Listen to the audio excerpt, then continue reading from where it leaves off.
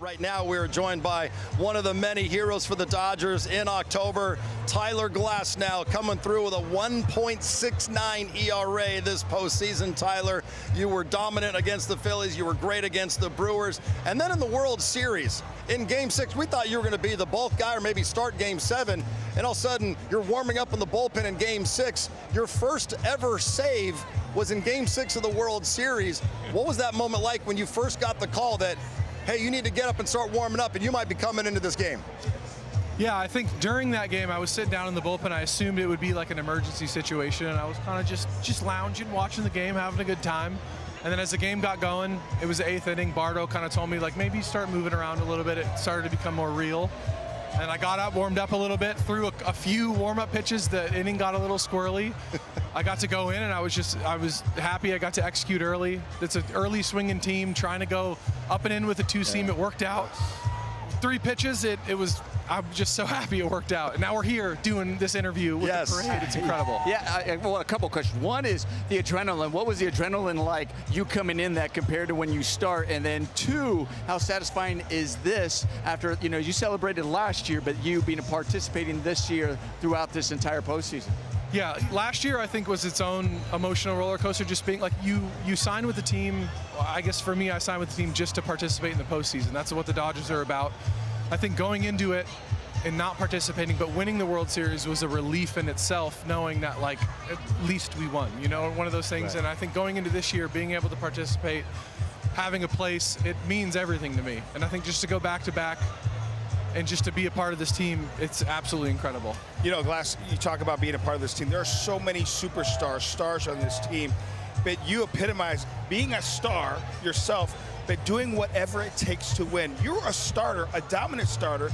You absolutely dealt against the Phillies, the Brewers, and even against the Blue Jays, and you say, you know what, even as a starter, I don't have to be a starter. I can come out and help my team Game 6 and 7. What was that run for you like personally, because you are that star player, but whatever the team needs, you were there when called upon?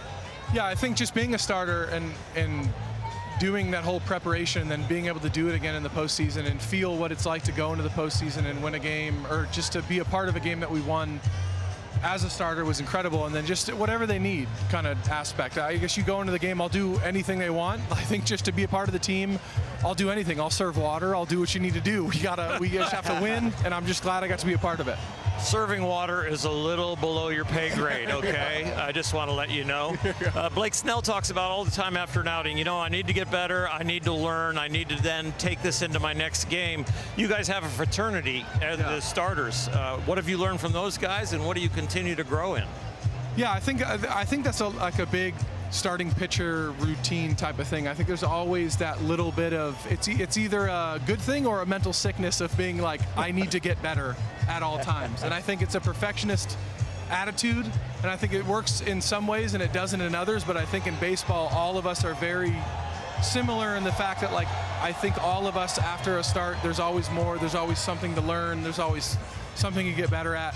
And I'm just fortunate to be a part of this group of guys, just such an insane assembly of starting pitchers, to where, like, it's just a council of knowledge of starting pitching with Clayton and everyone. It's amazing. You have a ball in your hand for about 20, 25 minutes before a start, and in the bullpen, Bardsy's telling you to, hey, start moving around, and now you're telling us about your first couple of warm-up pitches. How did you change from 25 minutes with a ball in my hand to, oh, I have like 10 pitches, 12 pitches? I think the adrenaline of the phone call is always pretty insane. I think a lot of it too, though, like, I guess if you strip it down, if you were to eliminate all the emotional or things you can't control, like, pitching is pitching. I think you understand, like, you get on the mound, you've done it so many times that there's really no, like, excuse or feeling to not feel good. Once you hit the mound, you know what you're supposed to do.